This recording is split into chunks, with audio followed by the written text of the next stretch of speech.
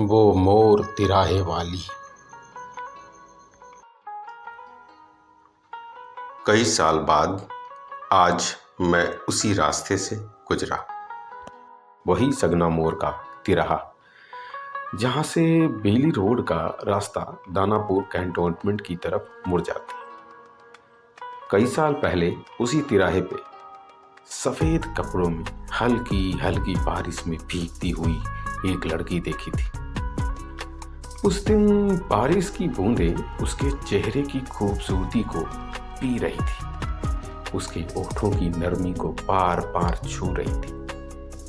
बारिश की बूंदें उसकी पलकों पे कुछ इस तरह बैठी हुई थी जैसे वहां से उतरना ही न चाहती हो। वो लड़की बारिश की बूंदों के बीच चांदी जैसी चमक रही थी। आज कई साल हुए वो लड़की सफेद कपड़ों में बारिश पे भीगती हुई ना जाने किसके इंतजार में आज भी वहीं खड़ी। कभी कभी मुझे लगता है उसे मेरा इंतजार है, फिर मैं ये सोचने लगता हूँ कि उसे मेरा इंतजार क्यों होगा। उसकी और मेरी तो कोई जान पहचान भी नहीं है, उससे मेरा कोई रिश्ता नाता भी तो नहीं है। तभी एक बात और दिमाग में आती है कि एक रिश्ता तो है उससे, और वो ये है कि वो बहुत ही ज़्यादा खूबसूरत है और मैं उसका चाहने वाला। अब इसके लिए भी जान पहचान और किसी रिश्ते का होना ज़रूरी है क्या? मुझे तो नहीं लगता। और मुझे ये भी लगता है कि उस लड़की को भी इस बात से कोई फर्क नहीं पड़ता होगा, तभी तो वो इतने लंबे समय से एक ही जगह खड़ी है। कभी कभी सोचता हूँ उसके पास छाता लेके जाऊं और उसे बारिश में भीगने से बचा लूं, लेकिन ऐसा जब भी मैंने किया पता नहीं क्यों उसे कुछ अच्छा नहीं लगा। मेरा छाता देख के हमेशा उसके चेहरे पे एक अजीब सी सिकन दिखाई देती है।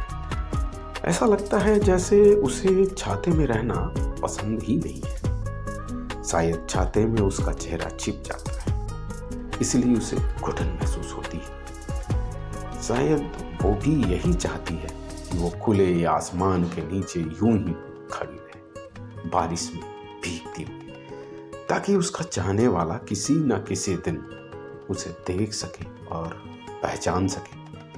फिर मैं सोचता हूँ कि अगर इसे किसी और का इंतजार है तो मैं कौन हूँ जो दौड़ के इसके पास छाता लेके जाता हूँ। इसने तो मुझे पहचाना भी नहीं। क्या सच में इसे मेरा नहीं किसी और का इंतजार है? लेकिन समस्या तो ये है कि ये लड़की कुछ बोलती ही नहीं, बस चुपचाप बारिश में खड़ी भीग रही पिछले कई बरस से। लेकिन एक बात मैं उससे जरूर कहना चाहता हूँ जो मैंने अभी तक उससे नहीं कही है, और वो ये है कि वो लड़की मुझे वैसी ही लगती है जिसका मुझे इंतजार है। उसका चेहरा कुछ कुछ वैसा ही है जैसा मैं अपने ख्यालों में सोचता रहता, कुछ कुछ वैसा ही है जैसी मेरी आंखों में बसी रहती है, लेकिन जिसकी सूरत आज तक पूरी नहीं बन पाई। कभी उसकी आंखों पे आके सारी बात खत्म हो जाती है तो कभी उसके होठों पे। मैंने आज तक उसका पूरा चेहरा नहीं देखा है, और ऊपर से उसने सफेद कपड़े पहने हुए हैं जिसकी वजह से बारिश की बूंदें मेरी आंखों के सामने ही जवान होती रहती है। और नहीं तो क्या, मैंने देखा है किस तरह बारिश की बूंदें हौले हौले से बड़े इत्मीनान के साथ उसके छोटे और प्यारे से माथे से नीचे सरकते हुए उसके चमकीले गाल पे उतरती है और उसके गुलाबी होठों के किनारों को छूती हुई अंदर चली जाती है। बादलों की बाहों से फिसली जो एक बूंद गिर पड़ी चेहरे पे, छू गई रूह का सुकून। रूखी जुल्फों से सरकती हुई जब आई, गुलाबी होठों से लिपट के मुस्कुराई। लम्हे भर की ये ठंडी शरारत थी या इश्क की पहली शबनम की इबारत थी। होठों की गर्मी से सुलगने लगी एक मासूम बूंद जवां होने लगी। अब ये बूंद बारिश की नहीं रही, तेरी चाहत का पैगाम बन गई। उस वक्त मैं बस जी महसूस के रह जाता हूँ कि काश मैं बारिश की एक बूंद ही होता। भले ही मेरी जिंदगी बस कुछ पलों की होती, लेकिन कुछ खास तो होती। कम से कम इस खूबसूरत लड़की के खूबसूरत माथे को छूते हुए उसके खूबसूरत गालों तक सरकने का मौका तो मिलता। मेरा दिल जल भुन जाता है जब बारिश तेज होती है और लगातार बरस रही बारिश की बूंदों की एक बहती हुई धार तेजी से उस प्यारी सी लड़की के छोटे से माथे से नीचे लुढ़कती है और फिर उसके गालों को छूते हुए नीचे उसकी गर्दन तक पहुंच जाती है और फिर अचानक उसके गोरे गोरे दिल की धड़कन में कहीं खो जाती है। उस वक्त मेरा जी बस यही कहता है कि हे कान्हा, अपनी बारिश की बूंदों को थोड़ी तमीज ही सिखा दो। हालांकि मैं पाता हूं कि वहां ऊपर कहीं दूर आसमान में बैठा हुआ मेरा मालिक मेरी इस अनुरोध को सुन के सिर्फ मुस्कुराते भर देता है, लेकिन कोई जवाब नहीं देता। हाँ, बस थोड़ी देर के लिए बारिश की रफ्तार थोड़ी कम जरूर कर देता है, जिससे मेरे अंदर की तपिश थोड़ी कम जरूर हो जाती है। लेकिन फिर हल्की हल्की धूप में बारिश की ये बूंदें उस मासूम लड़की के चेहरे पर मोती जैसे चमकने लगती है। यहाँ मुझे फिर जलन होने लगती है। तब बड़ी मुश्किल से मैं अपने दिल को समझाता हूँ कि अब उसमें उन बेचारी ना समझ बारिश की बूंदों का क्या कसूर। वो लड़की है ही इतनी खूबसूरत कि बारिश की बूंदें भी उसके चेहरे को छूते ही मोती बन जाती है। तब मुझे अपनी नज़र और अपनी पसंद पे गर्व महसूस होने लगता है कि मैंने किसे पसंद किया। लेकिन अब समस्या ये है कि इस लड़की से बात आगे कैसे बढ़ाई जाए। ना तो ये कभी कुछ बोलती है, ना इसके आगे मेरी जुबान खोलती है। उसका भीगा हुआ गुलाबी जिस्म उसके कपड़ों से बाहर आ जाना चाहता है और फिर मेरी आंखें उसके पूरे जिस्म को अपने अंदर समा लेना चाहती है। उस वक्त मैं चाहता हूं कि उसके ऊपर किसी और की नजर भी न पड़े और फिर उसकी चमक से मेरी अपनी ही आंखें बंद हो जाती हैं। फिर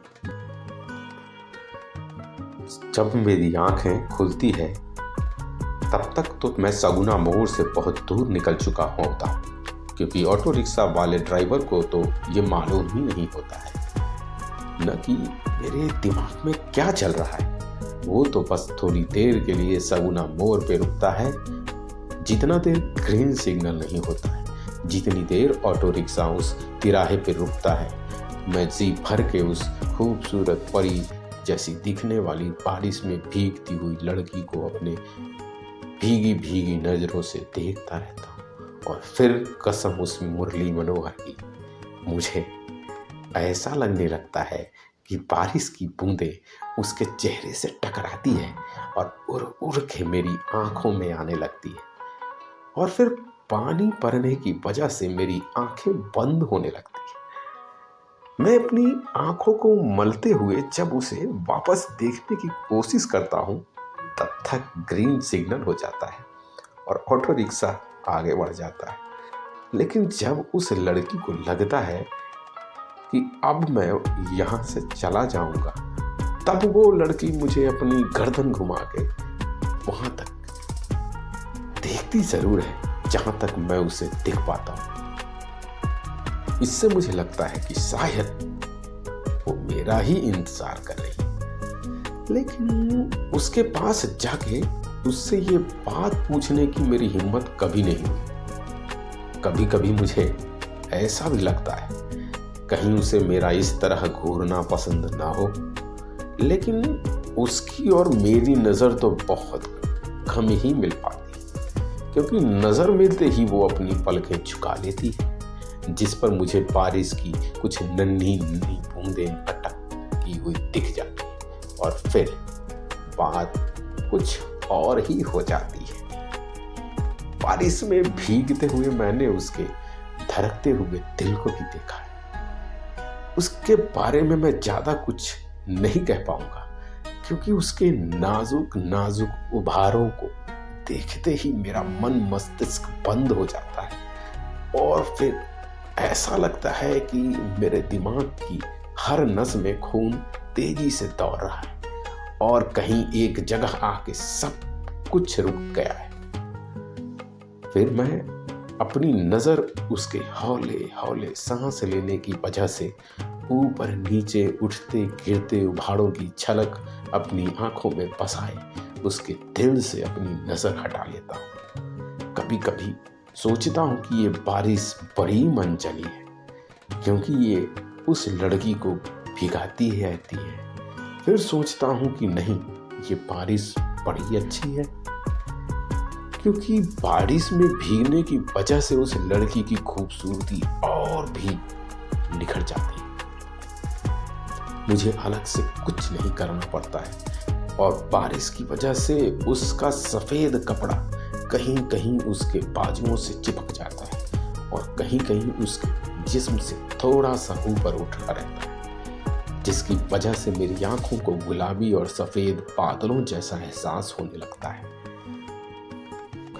तब उसके बाजू मुझे एक बहुत बड़ा मैदान लगने लगते हैं, जिसमें मैं अपने आप को अकेला पाता हूँ और जिसकी ज़मीन मुझे गुलाबी गुलाबी दिखाई देती।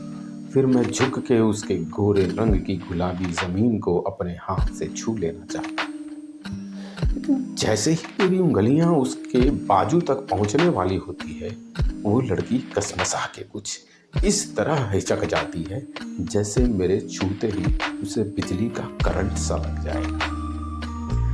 लेकिन तब मैं अपना हाथ वापस खींच लेता हूँ कि रहने दो, क्या पता उसे छू के मुझे ही करंट न लग जाए। और फिर जब उसकी हिचक दूर हो जाएगी, तब उसे छूना ज़्यादा अच्छा रहेगा। मैं उसे किसी भी तरह परेशान नहीं करना चाहता। मैं चाहता हूँ कि जब मैं उसके पास रहूँ तो वो खुशी से मुस्कुराए। अभी जब मैं उसके पास जाता हूँ तो वो उसके चेहरे पे मुझे एक गहरी खामोशी दिखाई देती है। पता नहीं क्यों वो इतनी चुप रहती है।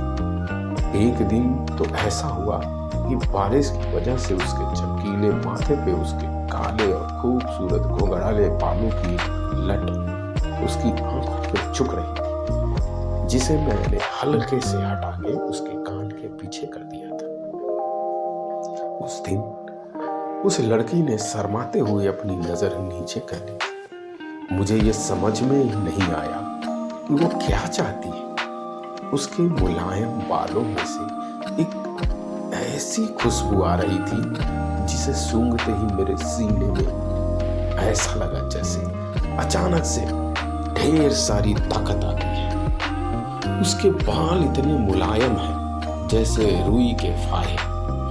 मुझे अपनी उंगलियां उसके मुलायम बालों पे फिराते हुए आज भी याद है, और उसका वो शर्माना भी मजे की बात ये है कि वो मुझे ये सब करने देती, बस वो बात नहीं करती और ना ही कभी उसने मुझसे ये पूछा कि मैं क्यों उसे इस तरह घूरता रहता हूँ।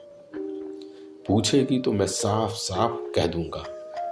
क्या कहूँगा, ये सोचते हुए मैं भी मुस्कुरा देता हूँ। मैं सोचने लगता हूँ, जब लड़की इतनी खूबसूरत है तो फिर कुछ बोलने की ज़रूरत क्या है।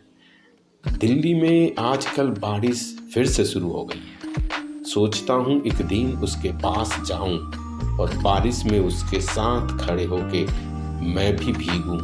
वैसे तो वो कुछ बोलेगी नहीं, इतना मुझे मालूम है, लेकिन जब भी मैं उसके साथ खड़ा होके भीगता हूँ वो मुझे बड़े गौर से देखती है ऐसा लगता है जैसे वो मुझे पहचानने की कोशिश कर रही।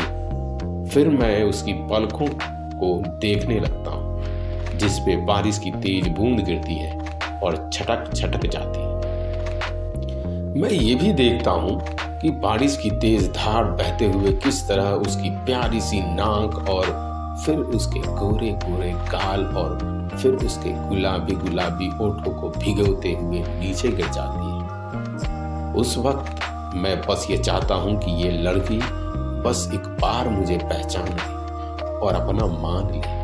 फिर तो मैं तुरंत उसके भीगते हुए रस से भरे और कांपते ओठों पे अपने प्यासे होठ रख दूं और अपनी परसों की अधूरी तमन्ना पूरी कर लूं। क्या पता वो भी इसी बात का इंतजार कर रही है। क्या पता उसके होठों को छूने के बाद ही वो कुछ बोले। जब भी वो मुझे पहचानने की कोशिश करके थक जाती है और मेरी आंखों में देखते हुए अपनी नजर नीचे कर लेती है, तब मेरी नजर उसकी कमीज पे चली जाती है। उसकी झिल्लीदार सफेद कमीज पे सफेद धागों से फूलदार कढ़ाई बनी हुई। बारिश में भीगने की वजह से उसकी कमीज का पतला सा कपड़ा उसके जिस्म से कुछ इस तरह चिपक जाता है जैसे वो फूलदार कढ़ाई उसकी कमीज पे नहीं बल्कि उसके अपने जिस्म पे बनी हुई हो। फिर मैं उस सफेद फूलदार कढ़ाई पे अपने उंगली फिराने लगता हूँ जिससे वो लड़की सिहरने लगती है। फिर मैं अपना हाथ न चाहते हुए भी धीरे से वापस हटा लेता हूँ। एक तो वो इतनी नाजुक सी है कि उसके साथ जरा सी भी बदतमीजी ये बदतमीज दिल नहीं कर सकता। वो कुम्हार के हाथों ताजा ताजा बनाई हुई मिट्टी की उस कच्ची सुराही की तरह है जिसे गर्दन से पकड़ने उठाने पे सुराही टूट जाती। इसलिए जिस तरह उस कच्ची सुराही को दोनों हाथ लगा के बड़े प्यार से और बड़े आराम से संभाल के उठाया जाता है, इस नाजुक लड़की के साथ भी मुझे कुछ ऐसा ही करना पड़ता है। बस इससे एक बार बात हो जाए ना, फिर बस एक बार ये कुछ कह दे कि इसके मन में क्या चल रहा है। मेरा इसके पास जाना अच्छा तो लगता है, लेकिन ये फिर कुछ कहती क्यों नहीं? कहीं ये मेरे कुछ कहने का इंतजार तो नहीं कर रही है। अब इस पागल लड़की को मैं कैसे समझाऊं कि इसकी खूबसूरती के आगे तो मेरे ओठ ही सिल जाते हैं, तो मैं इससे कभी कुछ कैसे कहूँगा? क्या करूँ, किससे कहूँ, किसे सुनाऊं दिल का हाल? आंखों ने जो छेड़ दिया है सुर और ताल। इस मामले में जो भी कहना है मुझे ही करना है। करने को तो मैं कुछ भी कर जाऊं, लेकिन समस्या बस ये है कि मैं उसे नाराज नहीं कर सकता, क्योंकि वो अगर नजरों से ओझल हो जाए तो उसे कहाँ तलाशूंगा। मुझे तो ये भी नहीं पता, अगर कहीं वो नाराज होकर चली गई तो मैं उसे कहाँ ढूंढूंगा। मुझे तो उसका नाम भी नहीं पता और उसने भी तो कभी मुझसे मेरा नाम नहीं पूछा। गर हुए तुम जो नाराज तो कहाँ ढूंढूंगा। इस भरे संसार में बादल बन बस उमरूंगा कि ठौर नहीं ठिकाना नहीं, दर बदर बस नैनों की पाती लेकर गली गली बरसूंगा। ऐ दोस्त मेरे हमदम मेरे साथी हमनवा, धड़कन को धड़कन से मिलने दे, हो जा तू पना। सोचता हूँ अगर कभी वो अपनी प्यारी सी और मीठी सी आवाज में मुझसे पूछेगी तो मैं उसे अपना नाम यूं ही बता दूंगा कि मेरा नाम अभी रहने देता हूँ। जब वो प्यार से पूछेगी तभी उसे बताऊंगा। कभी कभी सोचता हूँ उसका नाम क्या होगा। वो खुद इतनी प्यारी और इतनी खूबसूरत है, तो जाहिर सी बात है कि उसका नाम भी उसी की तरह प्यारा और खूबसूरत होगा। क्या उसका नाम गजल होगा, आयत होगा या इत्तशाम? जो भी हो, जैसी भी हो, होगी तो वो मेरे इस सुबह की शाम। कहीं वो तो नहीं, अरे वही लड़की जो 10वीं में मेरे साथ कोचिंग में पढ़ती थी, जिसे मैं थोड़ा थोड़ा पसंद करने लगा था। लेकिन वो तो वो थी और मैं था। इसलिए हमारी शुरू होने से पहले ही बात खत्म हो गई थी। मैं बहुत मिलाने की कोशिश करता हूँ, लेकिन अपनी जिंदगी में देखी हुई किसी भी लड़की से उस लड़की की बात मेल नहीं खाती। और फिर मैंने अभी तक उसे पूरा देखा भी तो नहीं है। क्या पता ये उन्हीं लड़कियों में से किसी एक की परछाई बन के वहां खड़ी हो, जिन्हें मेरे दिल ने कभी पसंद तो किया था, लेकिन वक्त और हालात ने हमें कभी पास नहीं आने दिया। खैर, जो भी हो, मुझे इससे कुछ खास फर्क नहीं पड़ता है। मैं तो बस अब उस दिन के इंतजार में हूं जिस दिन ये लड़की कुछ बोलेगी।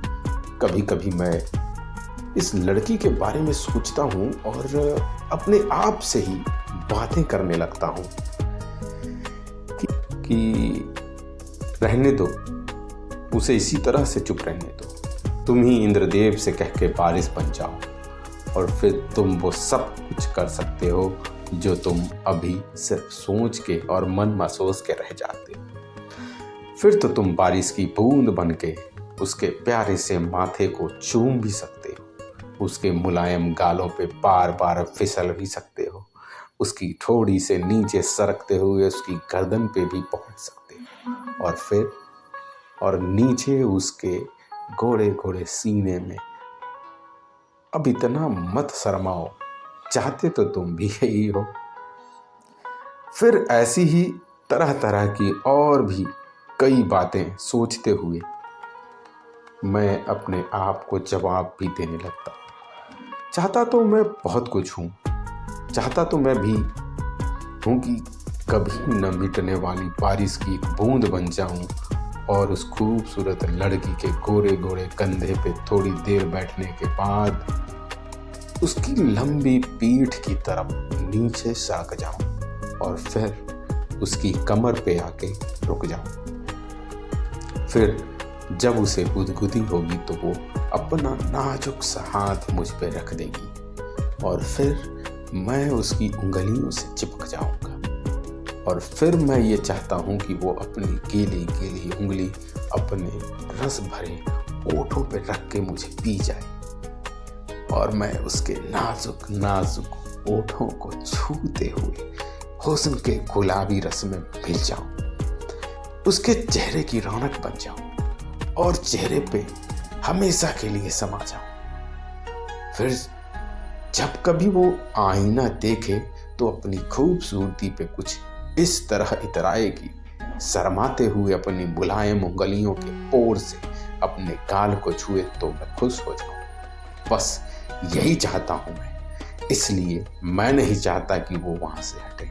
क्या पता किसी दिन मुझ में ही इतनी हिम्मत आ जाए कि मैं उसके पास जाऊं और वो मुझे देख के मुस्कुरा दे।